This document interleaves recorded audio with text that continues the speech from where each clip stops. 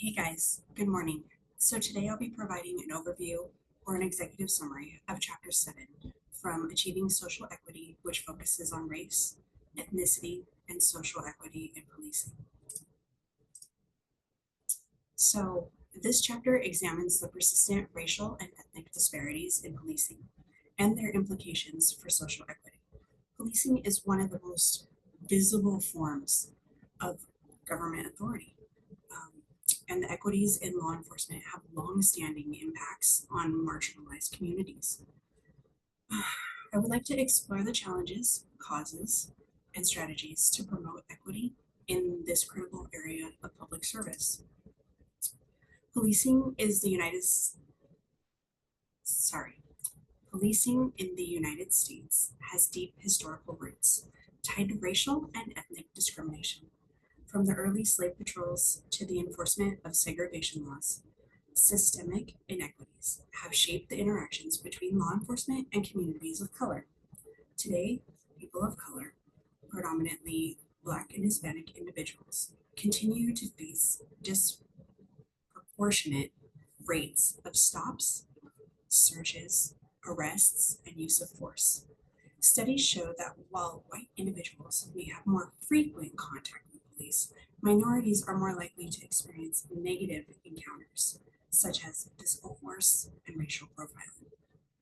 These disparities undermine trust and legitimacy in law enforcement institutions. Internally, police departments struggle with diversity in their ranks. People of color remain underrepresented, especially in leadership positions, despite decades of calls for more inclusive hiring practices. This lack of representation affects community relationships and the overall perception in fairness in policing. This chapter identifies several factors contributing to racial and ethnic disparities in policing.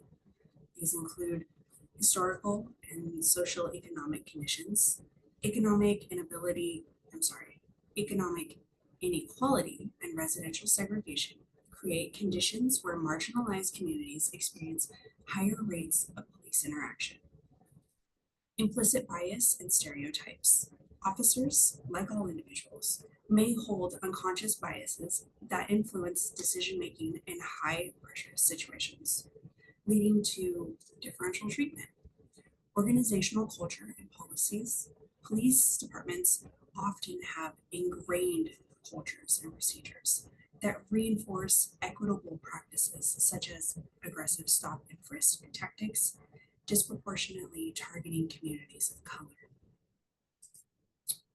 So, strategies for achieving equity in policing. This chapter outlines several strategies that can help these disparities and foster social equities. Diversifying the workforce. Actively recruiting and retaining officers from underrepresented groups helps improve trust and ensure departments reflect the communities they serve. However, recruitment isn't always enough. Departments must also create inclusive environments that support career growth for officers of color. Training and cultural competency, implied bias, and procedural justice training, well, implied bias and procedural justice training can help officers recognize and mitigate their biases, leading to fairer treatment of community members. Community policing initiatives, strengthening relationships between officers and local communities through engagement programs builds trust and encourages collaboration in crime prevention efforts. Policy reforms and accountability measures, implementing policies such as body-worn cameras, transparent reporting practices, and independent oversight through civilian review boards can promote accountability and fairness. So the implications for human resources.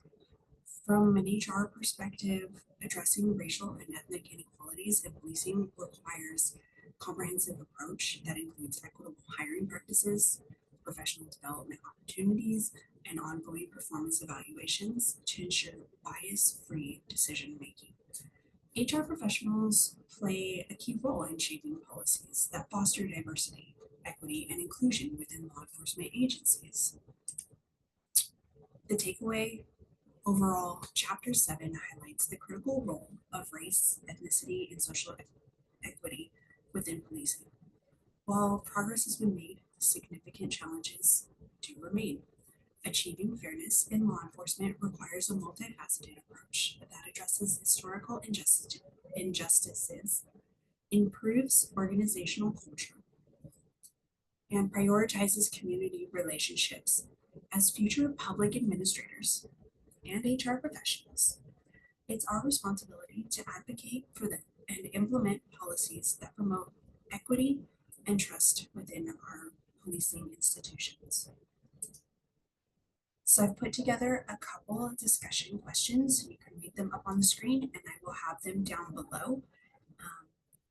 Thank you for your time. I look forward to your thoughts and this is a very important issue. So I would appreciate a conversation. You guys are always more than welcome to reach out to me. That is my private cell phone number, my private email, as well as my work email. So I am here for you personally or professionally, whatever you need, just reach out. Thank you. Have a great day, guys.